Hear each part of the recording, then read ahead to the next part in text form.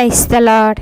దేవుని పరిశుద్ధమైన నామంలో వాక్యంను వినిచిన మీ అందరికీ ప్రభు పేరట మా యొక్క శుభాభివందనములు తెలియజేస్తున్నాము. దేవాతి దేవుడు అనుగ్రహించినటువంటి ఇటు గొప్ప సమయాన్ని బట్టి, అవకాశాన్ని బట్టి మేము ఎంతగానో సంతోషిస్తున్నాము. మీతో పాటు కలిసి దేవుని యొక్క నామమును స్తుతించడానికి దేవుడు అనుగ్రహించినటువంటి ఇటు గొప్ప అవకాశాన్ని బట్టి సమస్తమైన మహిమ ఘనత ప్రభావములు దేవాతి దేవునికే కలుగునుగాక. అలాగే మీరు మాకు తెలియజేస్తున్న ప్రతి ఒక్క ప్రార్థన అంశం గురించి మేము ప్రార్థన చేస్తున్నాము. ఇంకా మీ యొక్క ప్రార్థన అవసరతలను పైన కనిపిస్తున్న నెంబర్కి కానీ కింద కామెంట్ సెక్షన్లో కానీ మాకు తెలియజేసినట్లయితే మేమందరము కూడా మీ గురించి ప్రార్థన చేస్తాము. దేవుని యొక్క ఉన్నతమైన కృప, ఆశీర్వాదము మీకు, మీ కుటుంబాలకు, మీ బిడ్డలకు తోడయుండి నడిపించి ఆశీర్వదించునుగాక. ఈరోజు దేవుని వాగ్దానము, యథార్థవంతుల ప్రార్థన ఆయనకు ఆనందకరము. సామెతల గ్రంథము 15వ అధ్యాయము 8వ వచనము. ప్రియ సహోదరి సహోదరులారా, దేవుని యొక్క కుమారులము కుమార్తెలుగా పిలువబడుచున్న మనందరి జీవితాలలో ప్రార్థన అనేది చాలా ప్రాముఖ్యమైనటువంటి విషయం అండి. ప్రార్థన లేకపోతే మనము మన యొక్క ఆత్మీయ జీవితాలలో ఎదగలేము, ఆత్మీయ స్థితిలో మేలులను పొందుకోలేము. మనం ఉన్నతముగా ఆశీర్వదించబడాలి అన్న, ఆత్మీయ స్థితిలో ఎదగాలన్నా, దేవునితో ఒక ప్రత్యేక అనుబంధాన్ని మనము కలిగి ఉండాలి అంటే ప్రార్థన అనేది చాలా ప్రాముఖ్యము. ప్రార్థన ప్రతి ఒక్క విశ్వాస జీవితంలో ఉండాల్సినటువంటి విషయం అండి. ప్రార్థన లేకపోతే మనము మన పరలోకమందున్న తండ్రితో మాట్లాడలేము. మనం ఆయనతో మాట్లాడాలి అంటే ఈ రోజుల్లో ఎలాగైతే ఒకరితో ఒకరు మాట్లాడాలి అంటే ఫోన్ ఎలాగ అవసరమో, అలాగే మరి పరలోకమందున్న మన తండ్రితో మాట్లాడాలి అంటే మనకి ప్రార్థన అనేది చాలా ప్రాముఖ్యమైనటువంటి విషయం అండి. మరి లేఖనాలలో, పరిశుద్ధ గ్రంథాలలో ఎంతోమంది భక్తులు ప్రార్థన చేసి వారి జీవితాలలో గొప్ప మేలులను, ఉన్నతమైనటువంటి ఆశీర్వాదాలను, దేవుని యొక్క దర్శనాలను, దేవుని ద్వారా మాట్లాడటం, ఎన్నో గొప్ప దీవెనలను పొందుకున్నవారు అనేక మంది ఉన్నారు. మరి మనము భక్తుడైనటువంటి దానియేలు గారిని ఒక్కసారి గమనించినట్లయితే, మరి దానియేలు గారు దేవుని యొక్క గొప్ప కార్యంలో తన జీవితంలో ఎరిగినవాడు, దేవుని యందు భయభక్తులు కలిగి నడిచినవాడు, దేవుని సన్నిధిలో నమ్మకముగా జీవించాడు. అంతేకాదు తన జీవితాంతము కూడా స్థిర విశ్వాసం కలిగి జీవించాడు. అతని నడవడికలో ఏ తప్పు లేదు, అతని నిజాయితీ కంట సాటే లేదండి. తన యొక్క తగ్గింపు జీవితానికి ఓటమి అనేది తన జీవితంలో లేదు.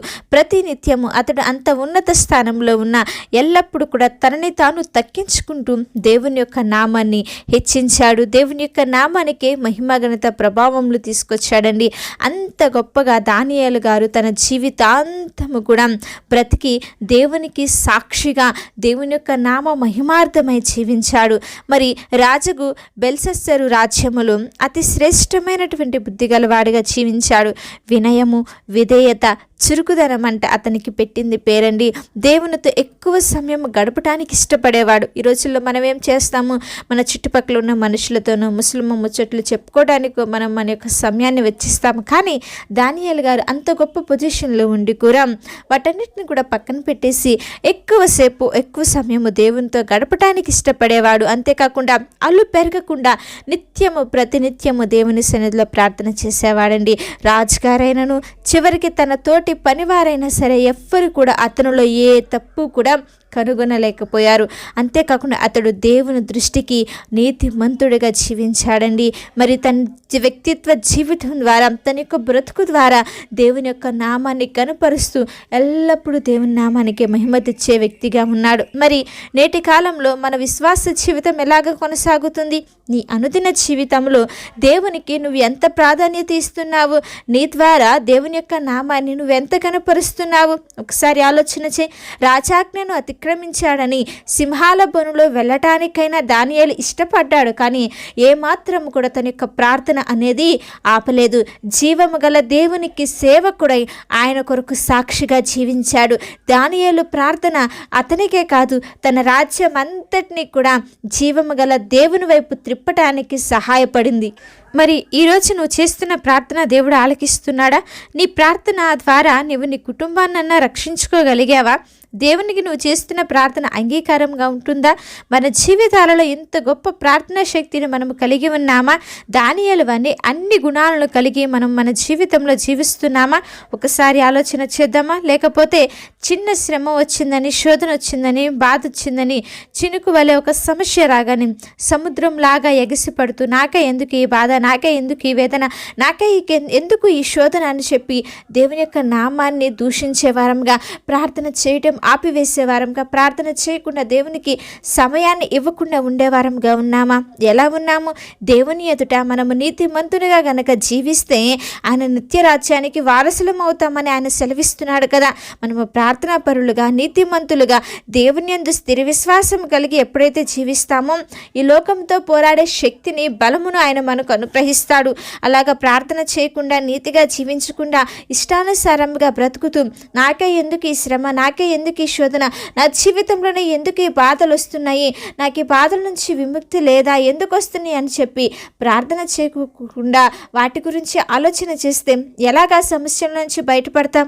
కాబట్టి మనం ఏమి చేయాలంటే ఎన్ని సమస్యలు, శోధనలు ఎదురైనా దానియేలు వలె స్థిర విశ్వాసము కలిగి, నమ్మకము కలిగి ప్రభు సన్నిధిలో జీవించగలిగినట్లయితే దేవుడే నీ జీవితంలో, నీ కుటుంబంలో ఎదురవుతున్న ప్రతి ఒక్క శ్రమ, శోధనలో నుంచి విజయమును, జయమును అనుగ్రహించి తన కృపతో నింపి నడిపిస్తాడు. కాబట్టి అట్టి రీతిగా జీవిస్తూ దేవుడిచ్చే దీవెనలను పొందుకుందాము.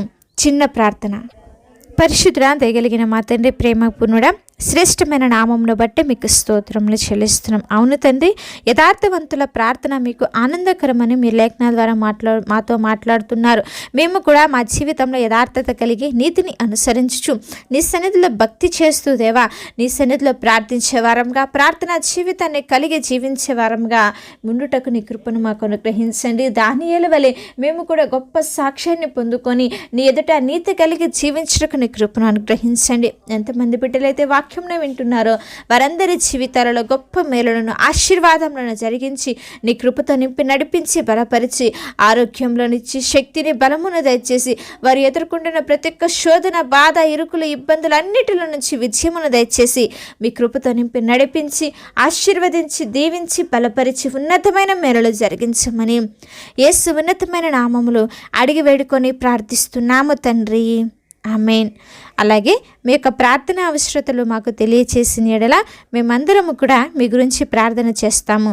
దేవుని యొక్క ఉన్నతమైన కృప మీకు, మీ కుటుంబాలకు తోడై ఉండి నడిపించునుగాక. ఆమేన్.